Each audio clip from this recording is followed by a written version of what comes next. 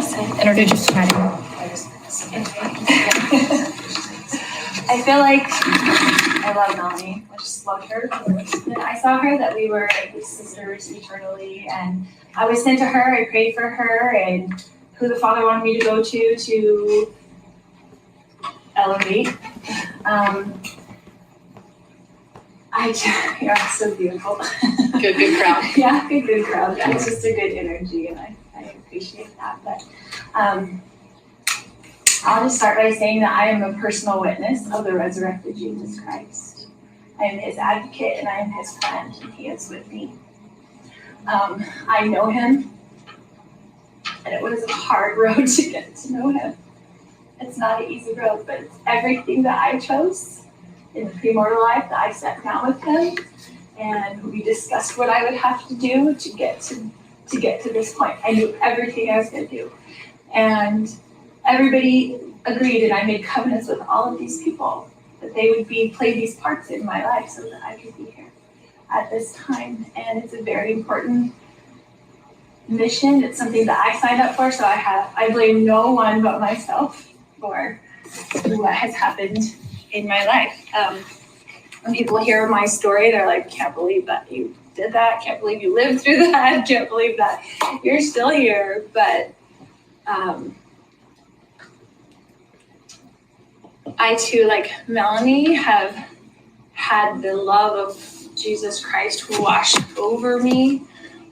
There is nothing like that on this earth. It is life-changing and eternity-altering. I love my Savior with my whole heart. I have had some wonderful experiences. I have been ministered to by the angel Moroni. I have seen him. I have had lots of angelic ministry with people who wake me up 4 o'clock in the morning and tell me things to do. I no longer need to sleep very much because I'm woken up constantly by angels and giving me instructions on things that I can do to help further the Father's work. I don't know if you want me to tell the story or you don't want me to tell the story, but I feel like you do want to. Your story's pretty meaty. Yeah. Are you awake now? It's been a long journey. There was a point in my life, there's a changing point in your life, right? You're a member of the church your whole life. I always loved the Lord.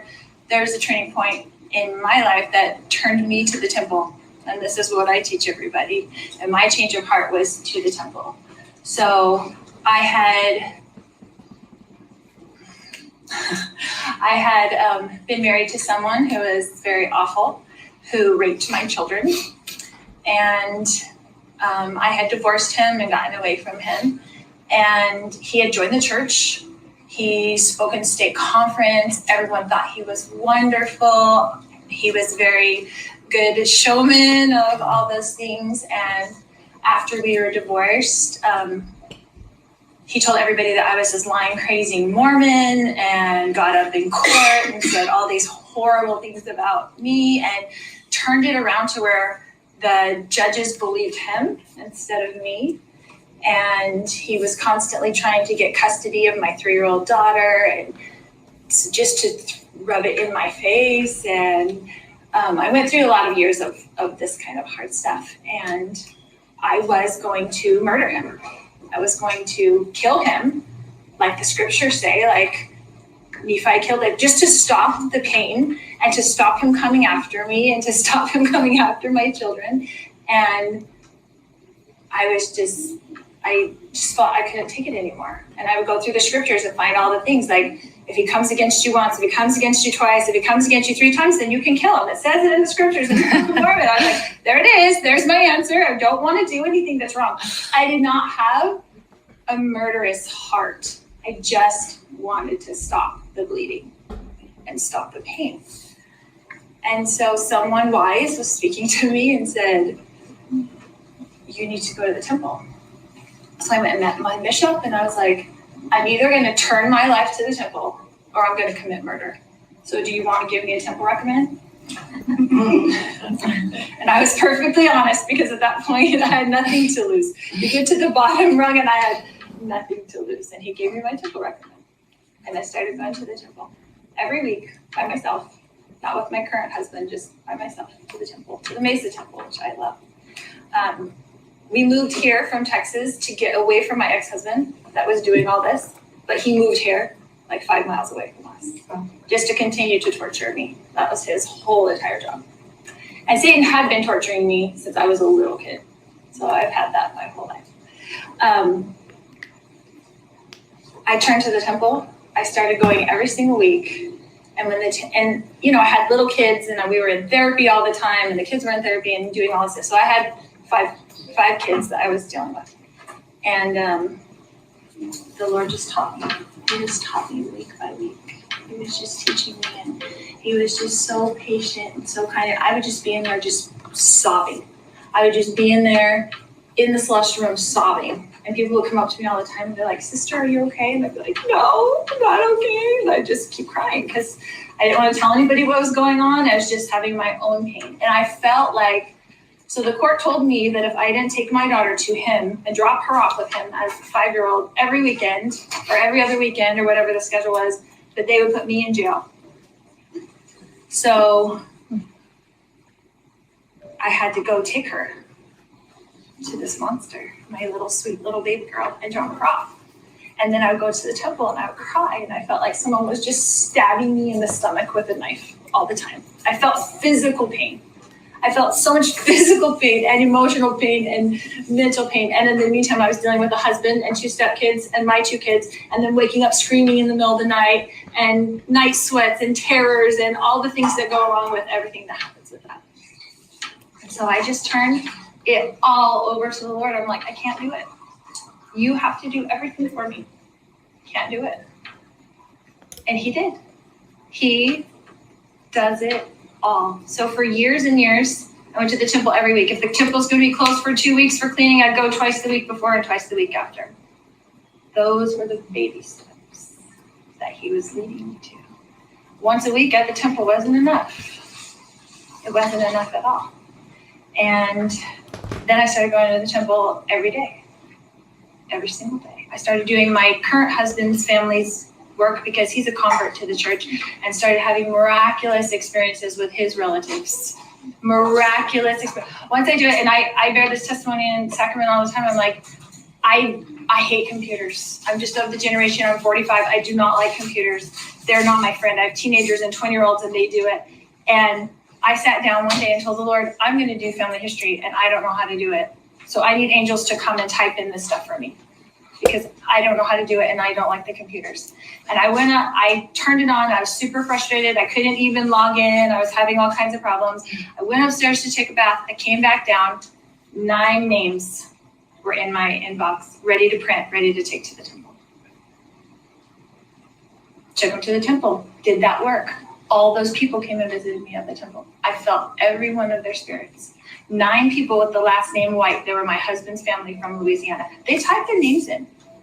It was a miracle. They did their own work, and now every day I say, I'm signed in for 2 weeks. Come do the work, because I still can't figure it out. I've done about 1,000 names. I still can't figure it out. They still type their names in all the time. Like, you want your work done and you know I'm going to the temple tomorrow? Come do it. And then I'll have a huge stack in my purse, and I'll be walking down the hallway and saying, who wants to go today? And a name will come to me, Nancy Bowers. And I look, do I have a Nancy Bowers? Ooh, there you go. Wow. Nancy Bowers is ready to get her work done. And so through those blessings, through that treachery of going to the temple, and then after I've had this washing over of the Lord, who gave me all of his complete love, all of his peace, which is not of this world. I've spent so much time in dark courtrooms where the evil powers overpower those rooms. And I spent so much time in there that he washed all of that away for me. And then he sent me on a mission. So he told my husband and I to move to Kauai. So we were like, really want us to move to Hawaii? Like, I'm gonna need a confirmation of this, Heavenly Father. Like, you're gonna have to tell me this again. So I had 6 confirmations in the temple that we should move to Kauai. And the very last one was a lady who it was before I started doing my own names. And I went into the dressing room and she said, oh, would you do a name for me? And I said, oh, sure, I love to do names. I did. I grabbed her name, looked at the name, put it in my pocket. And I told my Father, I was like, I know you've given me like 5 confirmations, but I really need to know, this is a big deal. I have to leave my baby and her baby's like, I'll go do whatever you want me to do, but I really need to know this is what you want us to do. And so I'm in the Mesa Temple, and as soon as I'm going through the veil, look at this card, I open it up, look at her name, and it's stamped Hawaii, Hawaii, Hawaii. And the date was the day before. And I know this lady because I know Hawaii. I lived there for 3 years. So you'd have the overnight flight. So she was yesterday in the Laie Temple, and then she's flown overnight, and now she's in the Mesa Temple handing me this card. Would you do a name for me? Hawaii, Hawaii, Hawaii. The Lord is in all the details of our lives. And so I go into the dressing room, and I was in the dressing room just getting dressed because I got to go pick up kids. And he shows me my whole life is full circle to come to the point. I had to marry this husband, to adopt this child, to get to this point, to be in Kauai at this time, because these people there needed me. So we were in Kauai for 3 years. I thought we were going there forever. I loved it there. We were in this tiny little branch. I served as a primary president. I loved those children. We had so much fun doing that. And then I was at the Laie Temple, which I would take people, reconvert them. They're like, you're the primary president, but we don't have anybody for you for counselors. So you have to either reactivate people or baptize people. So I reactivated 2 sisters, went with them to the Laie Temple, flew them over because you have to fly from Kauai to Oahu to go to the temple, got them their endowments, helped them through the whole temple process, because that is where the Lord is, for he walks those very halls. He is there. And I said, the Church of Jesus Christ of Latter-day Saints is the gateway to get you to the temple so that the Lord can teach you himself. He doesn't need anybody else to teach you. He teaches you. As you take out your time, which is the very first thing you consecrate when you raise your hand, you consecrate your time on this earth to go do that work. When you take out your time, and I'm telling you, all those people on the other side that have already lived on this earth, they know how busy we are. They know what it's like to be in mortality. And for whatever reason, they didn't take the time or they didn't have the ability to do that work for them. They are eternally grateful. I was in the sealing room one time and I saw a sister, a spirit sister. It was one of my husband's aunts, come over, and she kissed me on the cheek before she disappeared through the wall. And I'll tell you, I've had people talk to me. I was in the sealing room with my husband and they were going through names and we were sealing these daughters. And all of a sudden I hear this voice super loud, really loud. Don't forget about me. Don't forget about me. Twice. And I look around. I looked at the sealer. I looked at my husband. I'm like, anybody hear that? No? Okay. And so I remembered the name that we were doing because we were doing like 10 daughters. I remembered the name. I went home. I looked it up on my family search. Sure enough, 2 daughters and a son that were on there that I had missed because I don't even search it. I just let the angels do it. And I printed out their names. And I took them to the temple and my teenage daughter did the baptisms and I'm going in to do their initiatories. And they're both standing in the room with me in the first booth before you go in. And they said to me, we're bringing our brother like you're bringing your brother. And I thought, how do they know that my excommunicated brother, who I love, who is now awake and knows everything I know, how did they know that? Because they know everything that is going on in our lives. They know everything. They're very involved in our lives. They're very interested in what we're doing right now because this time, the time is now. The Lord is gathering his people. He is calling people to the 144,000. They're already being called. They're already being sent on their missions. They're already going full circle. The time is now. He is coming. He is preparing us. And we promised we would do it. So I was standing there in this moment by myself one time in that first booth going through and doing initiatories. I told the Lord, why would you do this to me? Why? You made me this super sweet person. I'm so sensitive. My whole life, everything hurt my feelings. I was totally sweet and innocent. And I was like, why would you ask me to fight this life and be this warrior? Why did you send me here? You know my personality. You know I hate to fight. I will avoid a fight at all costs.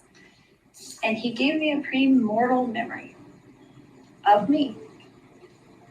And I got to see myself as a warrior fighting for the Savior in the premortal world. And I went to other worlds and I fought.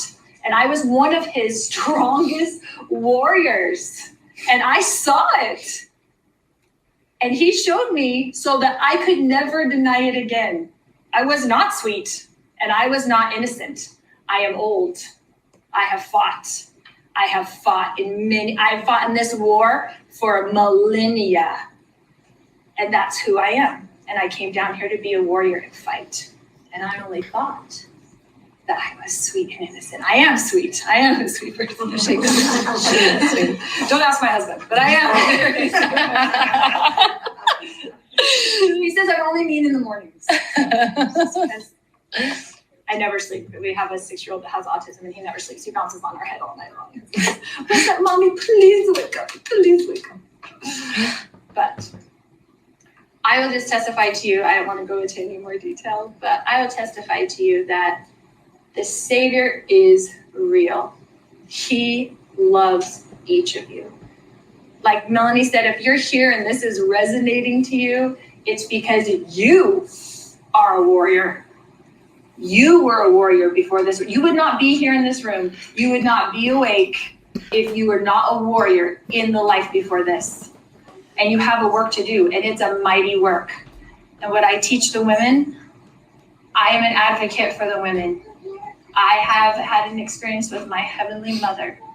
She was a warrior, and we are her line, and her priesthood power is here. And it is going to be back on the earth in fullness. In fullness, the priesthood power, the women and the men together, they are side by side. They are equal in power and glory. Equal. And they're going to come together. Jesus is going to come with his eternal companion and reign. And they are equal together. There's not one more powerful than the other. And women have been protected. The first time Jesus came, he restored the priesthood to the men. And when he comes again, it's restored to the women for his second coming. And we are equal in power in priesthoods. But we have different roles. We have different things that we do. For we, the women, we do not come here to become like Father, like you, like Thor. We're here to be like Mother. We have her attributes. We have her wisdom and knowledge and understanding. That's why we're good partners for our husbands, because we are like unto our Mother, who is all powerful. So I will just tell you that when I try to teach women and people, I've worried my whole life about my kids, my husband, my things that are going on. I'm at perfect peace with where everybody is. Everybody's here doing their mission. The Lord is in charge of each person. As I prayed for my son who is married now and his wife isn't a member of the church and they don't go to church anymore, they go to her church, and that's fine. He loves the Lord and I know his heart. And I'm in the temple praying for him, please, Heavenly Father, how do I let that go? He says, you love him. Let me lead him. I got this. I know him. I know him like I know you. And do you know that I know you? Yes, he knows me. He knows everything about me, and he knows every thing about you. And everyone's in charge of their own thing. So what I preach to people, what I feel like my mission is you find out the warrior in you. You find out what you came here to this earth to do. You find out what you promised you would do. Because I know we promised that we'd meet each other. I know that we promised that we'd be in this circle. We'd help elevate this vibration. We're in a celestial vibration, but we need to bring it up. It needs to be a terrestrial vibration. The Savior cannot come to the unsanctified. He's going to come dwell with the sanctified. And that needs to be us. And if you have that desire, if you feel that burning inside you, that burning can become a fire on the outside of you. And when you walk down the road, the dark ones in the other realm are scared of you because you are great and terrible, because you are encased in heavenly fire. And the Lord is encased in heavenly fire. And you can be encased in heavenly fire too. I make this suggestion. Go to the temple every day until you're encased in heavenly fire. And I know it's hard because I have 5 kids and a crazy schedule. But I'm telling you, my testimony is you take out your time, the Lord, all-knowing and omnipotent, will stretch time for you because time is irrelevant to him. So I was like, how am I going to do that? How am I going to get the laundry done and clean the house and get the kids to their things and do all these things if I go to the temple every day? Because I get caught up in the temple. I could stay in that celestial room my whole life. And one time I was in there all week long for like several hours. And he's like, I need you to just go do some work. Like you can't just dwell in here all day feeling happy. We have work for you to do. So he's kind of kicked me out of the celestial room one time because I just could just bask in there all day because I feel so happy in there and so heavenly, like that's where I belong. But he stretches time for you. You will be amazed. You will feel more organized. You will feel like time doesn't really apply to you. The day, I get everything done in the day, and then I'm like, is it still not bedtime? Can we not go to sleep? He will stretch time for you. Because this is his work, and the more we do it, the more we know him. The more you sacrifice your time, which is the only thing you can give him on this earth. What else can you give to the Lord? What can you give him? Will. You could give him your will. I love that. And you'd have to. But you can give him your time. And your love. And your love. All your love. Because when he fills you with his love and you can exude his love, I always told him, I was like, I just want to walk down the road and have your love just exude off of me. And I want the dark and terrible ones to just depart at the thought of me coming down the road because they're so scary. It's so scary to them. Mm-hmm. That's what I wanted. And that's what he gave me. And he'll give it to anybody who wants it. He'll give it to anybody who's willing to take the time. And that's my testimony, that he lives. He's totally in charge of all of this. He has face-to-face meetings with President Nelson. President Nelson is his warrior who served many missions to get to this point and had to prove himself before this as a warrior to be his advocate at this time. They are having face-to-face meetings. He is getting his will put in to this gathering of everything that is going on. It is not coincidence. He has that connection because he will soon be here on this earth before the second coming, dwelling with us in Zion, and we will see him.